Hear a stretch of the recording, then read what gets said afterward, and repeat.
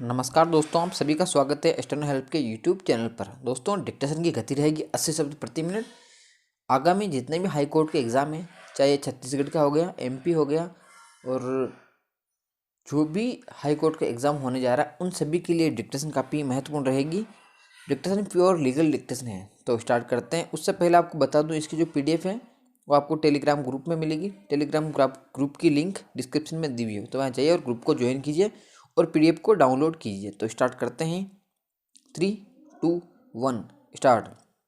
मामले के संक्षेप में तथ्य ये हैं कि आवेदकों पुनर्विलोकन याचियों ने इस आवेदन के माध्यम से 2011 की रिट याचिका संख्या 856 में इस न्यायालय द्वारा पारित तारीख 25 अप्रैल 2014 का निर्णय वापस लिए जाने के स्मा पुनर्विलोकन याचिका फाइल किए जाने में 253 दिनों का विलंब क्षमा किए जाने के प्रयोजनार्थ इस न्यायालय द्वारा मध्यक्षेप किए जाने की इप्सा अन्य बातों के साथ साथ इन आधारों पर की कि यद्यपि याचियों के दावे पर उक्त निर्णय के मतावलंबन में विचार किया गया था, फिर भी माननीय न्यायालय द्वारा निर्णय में की गई मताभिव्यक्ति की तारीख 1 अप्रैल 2016 के द्वारा आकस्मिक श्रमिकों की नियुक्ति की गई थी और इसलिए याचियों की नियुक्ति पर भी विचार किया जाएगा। गुणागुण से रहित है विराम।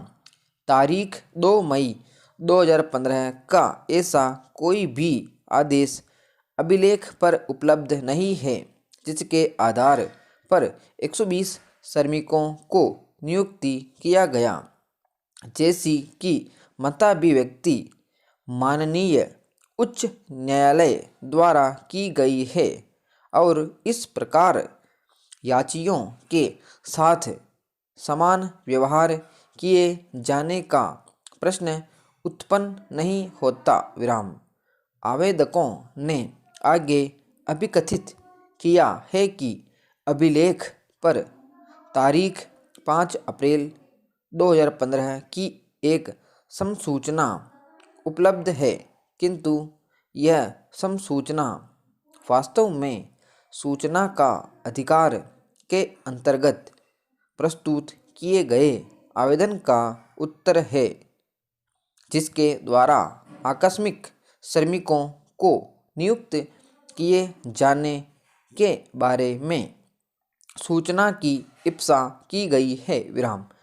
आगे यह अभिकथित किया गया है कि आवेदकों याचियों को इस तथ्य की जानकारी नहीं थी कि 120 व्यक्तियों को वास्तव में तारीख 5 अप्रैल 2016 के आदेश के निबंधनों के अनुसार नियुक्त किया गया था विराम। वे तारीख 25 मई 2015 के निर्णय के अनुपालन को प्रारूपित करने में व्यस्त थे और वास्तव में याचियों के दावे पर विचार किया गया और उसकी अस्वीकृत किया गया था विराम।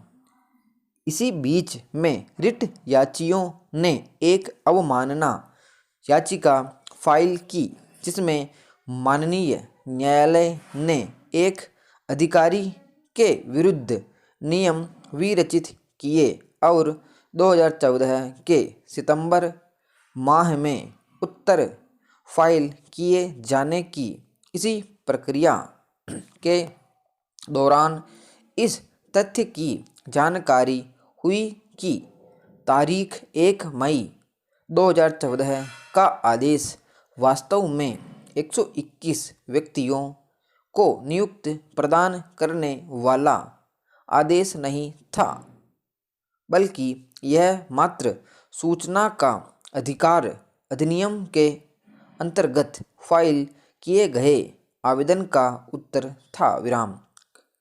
आगे यह अभिकथित किया गया है कि इस आदेश को जानकारी प्राप्त होने के पश्चात आवेदक याची संख्या 1 प्रचार भारती महानिदेशक गुजरात को अग्रेसित किया गया था, जिसने वरिष्ठ अधिवक्ता श्री राकेश शर्मा से राय मांगी और तत्पश्चात पुनर्विलोकन याचिका फाइल किए जाने का निर्णय लिया गया। विराम पैरा।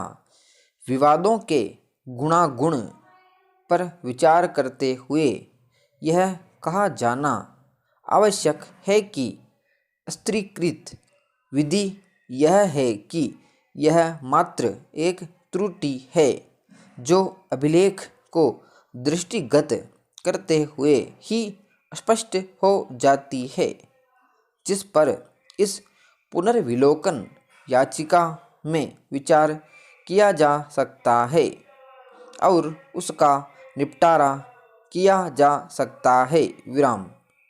किसी आदेश के पुनर्विलोकन की परिधि अत्यंत सीमित होती है और इस पर आदेश पर उस मामले में जिसको पहले ही निर्णीत किया जा चुका है। विराम समाप्त। दोस्तों ये थी डिक्टेशन 80 शब्द प्रति मिनट। काफ़ी अच्छी डिक्टेशन है, लीगल डिक्टेशन है। आप सभी लोग लिखें, कम से कम गलतियां करें, ट्रांसक्राइब जरूर करें, डिक्टेशन को 2 से 3 बार लिख के पढ़ें, फिर इसका मिलान PDF से जरूर करें। PDF आपको टेलीग्राम ग्रुप में मिल जाएगी। तो मिलते हैं नेक्स्ट वीडियो में। जय हिंद।